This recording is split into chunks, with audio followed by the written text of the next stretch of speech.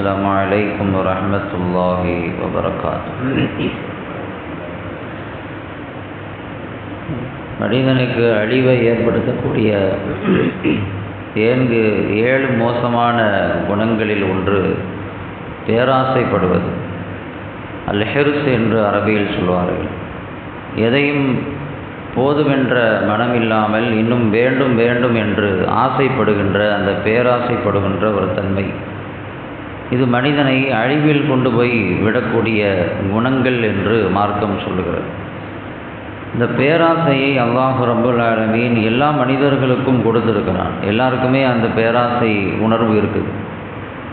சிறியவர்கள் முதல் பெரியவர்கள் வரை அவரவர்களுக்கு தோதுவாக ஆசைகளும் பேராசைகளும் இருக்கிறது.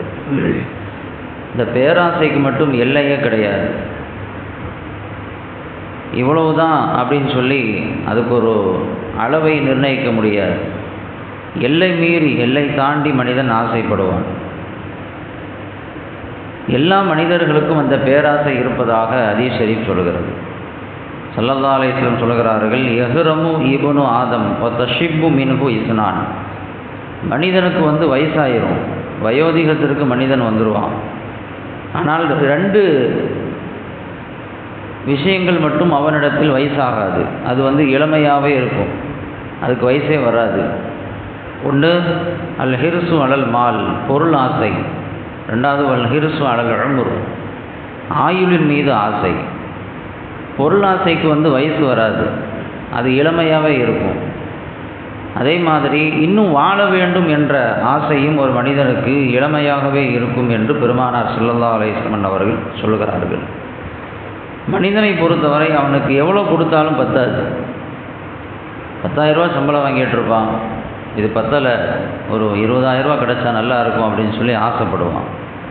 20,000 ரூபா எல்லாம் கொடுத்துட்டான் அப்படின்னு சொன்னால் ஒரு 50,000 ரூபா இருந்தால் நல்லா இருக்குமே அப்படின்னு நினைப்பான். 50,000 ரூபாயும் நல்லா கொடுத்துருவான். அடுத்து 1,00,000 மீது அவனுடைய ஆசை போகும். 1,00,000 கொடுத்தாலும் அல்லாஹ் தஆலா 2வது 2,00,000 கிடைச்சா நல்லா இருக்கும்னு நினைப்பான். 10,000லேருந்து 2,00,000 ரூபாய்க்கு வந்துட்டான்ல, இன்னும் அவனுக்கு ஆசை தீராது.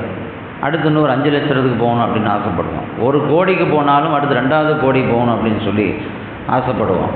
இந்த ஆசைக்கு மட்டும் எல்லையே கிடையாது.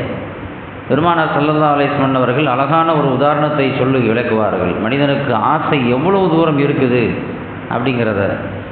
லவ் அன்னலி இப்னி ஆதம் வாதியம் மின் ஸஹபின் அஹப்ப ஐயக்கூன லஹு வாதியான். ஒரு மனிதனுக்கு ஒரு ஓடை நிறைய தங்கம் இருந்தாலும், ஒரு கணவாய் நிறைய தங்கம் இருந்தாலும், இன்னொரு ஓடை தங்கம் இருந்தால் நல்லா இருக்கும்னு ஆசைப்படுவான். ஸல்லல்லாஹு அலைஹி வஸல்லம் ஒரு ஓடை நிறைய ஆடுன்னு சொல்லலை, ஒரு ஓடை நிறைய மாடுன்னு சொல்லலை, ஒட்டகம் சொல்லலை. அது கூட கற்பனைக்கு நம்மளால் சிந்திக்க முடியுது. ஆனால் ஒரு கணவாய் நிறைய தங்கம் அப்படிங்கிறாங்க. தங்கமே இருந்தாலும் இன்னொரு ஓடை இருக்கணும்னு சொல்லி ஆசைப்படுவாங்க. அப்படின்னு சொல்லிட்டு சொல்கிறாங்க, ஒலை எம்ல பாகு இல்லை துராப். இன்னும் வேணும் வேணும் சொல்லி கேட்கக்கூடிய அந்த மனிதனுடைய நாவை மண்ணு தான் நிரப்பும். மண்ணை வச்சு தான் நிரப்பணும், மற்றபடி வேறு எந்த ஒரு விஷயத்தை கொண்டும் அதை கண்ட்ரோல் பண்ண முடியாது அப்படின்னு ஸல்லல்லாஹு அலைஹி வஸல்லம் அவர்கள் சொல்லுகிறார்கள். அப்போ அந்த ஆசை இருந்துக்கிட்டே இருக்கும், அந்த ஆசைக்கு எல்லையே கிடையாது. இதோடு போதும் அப்படின்னு சொல்லி மனிதன் பொருளாசையின் மீது மட்டும் அவனுக்கு அந்த எண்ணம் வரவே வராது. ஏன்னா மனிதனுக்கு அல்லாஹ் தஆலா அந்த பொருளின் மீது இருக்கக்கூடிய ஆசையை இயல்பாகவே வைத்திருக்கிறான். அல்லாஹ் குர்ஆனில் சொல்கிறான், வ துஹிப்பூனல் மால ஹுப்பன் ஜம்மா. நீங்கள் பொருளை ரொம்ப அதிகமாக நேசிக்கிறீர்கள் அப்படின்னு சொல்கிறான். ரொம்ப அதிகமாக உங்களுக்கு அந்த பொருளின் மீது நாட்டம் இருக்கிறது அப்படின்னு சொல்லலை, ரொம்ப அதிகமாக ஆசை உங்கள் உள்ளத்தில் இருக்கிறது என்பதாக அல்லாஹ் சொல்லுகிறான். அந்த ஆசையை அல்லாஹ் இயற்கையிலேயே ஏற்படுத்தி இருக்கிறான்.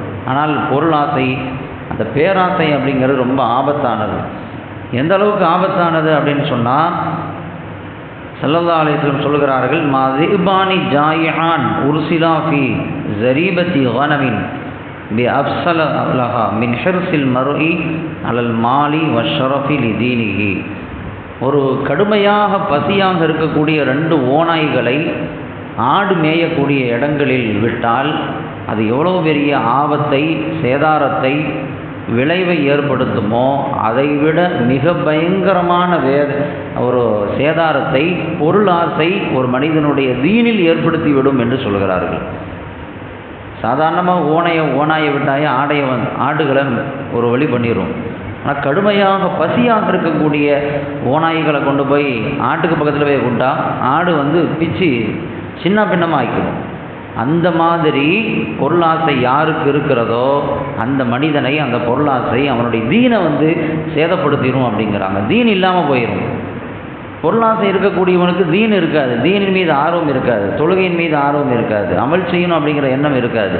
முழுக்க அவனுடைய கான்செப்ட், அவனுடைய எண்ணம், சிந்தனை பொருளின் மீது இருக்கிற காரணத்தினால இன்னும் தொழுகணும் அப்படிங்கிற எண்ணமே அவனுக்கு வராது, அமல் செய்யணும் அப்படிங்கிற எண்ணமே வராது. அப்போ தீனுக்கு ஆபத்து பொருளாசை அப்படிங்கிறது. அந்த பொருளாசை நம்மிடமிருந்து கொஞ்சம் கொஞ்சமாக அதை கண்ட்ரோல் பண்ணுறதுக்கு முயற்சிக்கணும். இந்த பணத்தை நாம் யாருக்காக சேமிக்கிறோம், யாருக்காக சம்பாதிக்கிறோம், நம்ம யாருக்காக விட்டுட்டு போக போகிறோம், எவ்வளோ காசுகளை நாம் கொண்டு போக போகிறோம் அப்படிங்கிற சிந்தனை ஒவ்வொரு மனிதனுடைய உள்ளத்திலும் வந்துச்சு அப்படின்னா அந்த பொருளாசை கொஞ்சம் கொஞ்சமாக குறைஞ்சிரும். இவ்வளோ சேமிக்கிறோமே, அந்த சேமித்த பணத்தை நாம் செலவழிக்கிற அளவுக்கு நாம் இருப்போமா அப்படிங்கிற சிந்தனை ஒவ்வொரு மனிதனுக்கு வேண்டும். அதுதான் பொருளாசை குறைக்கிறதுக்கான வழின்னு சொல்கிறாங்க ஞானிகள். ஒரு மிகப்பெரிய ஒரு ஞானி இடத்தில் சொல்லப்பட்டது, இன்ன புலானன் ஜமா மாலன். ஒரு மனிதன் நிறைய பொருளாதாரத்தை சேமிச்சிட்டான் அப்படின்ட்டு ஒரு ஞானி இடத்தில் சொல்லப்பட்ட பொழுது அவர் கேட்டார், ஹல் ஜமா ஐயாமன் யுன்ஃபிகஹு ஃபீஹா. பொருளை சேமிச்சிட்டான், அவன் சேமித்த பணத்தை செலவழிக்கிறதுக்கான நாளை அவன் சேமிச்சிட்டானா, காலத்தை நேரத்தை அவன் சம்பாதிச்சிட்டானா, சேமித்து வச்சுருக்கானா அப்படின்ட்டு கேட்டார். இல்லை அப்படின்னாங்க. எப்படி சேமிக்க முடியும்? பொருளாதாரத்தில் சேமிக்கலாம், பணம் காசுகளை சேமிக்கலாம், நகை நட்டுகளை சேமிக்கலாம். சேமித்த அளவுக்கு அவ்வளோத்தையும் செலவு பண்ணுறதுக்கான நாள் என் கையில் இருக்குதுன்னு ஒரு ஆள் எப்படி சொல்ல முடியும்? அந்த சேமித்து நம்ம கையில் இருக்குதா? இல்லை. அப்போ அவர் கேட்டார், அப்படி சேமிச்சிருக்கானா கேட்டார். இல்லை அப்படின்னு சொன்ன பொழுது மா ஜமாஅ ஷையன் அப்படின்னா அவன் எதையுமே சேமிக்கலை, அவனை பொறுத்தவரை அவன் கையில் எதுவுமே இல்லை அப்படின்னாங்க. அப்போ வாழ்க்கை என்பது நமக்கு உறுதி அல்ல, எவ்வளோ காலம் வாழ்வோம் அப்படிங்கிறது நமக்கு திட்டவட்டமாக நமக்கு தெரியாது. அப்படி இருக்கிற பொழுது நாம் ஏன் இவ்வளவு பேராசைப்பட வேண்டும் என்கிற ஒரு சிந்தனை வந்துடுச்சு அப்படின்னா அந்த குணத்திலிருந்து நம்மை ஓரளவுக்கு பாதுகாக்க முடியும். அல்லாஹ் ரப்புல் ஆலமீன் பேராசைப்படக்கூடிய அந்த எண்ணத்திலிருந்து நம்மை பாதுகாப்பானாக. வாஹிரு தஅவானா அல்ஹம்துலில்லாஹி ரப்பில் ஆலமீன்.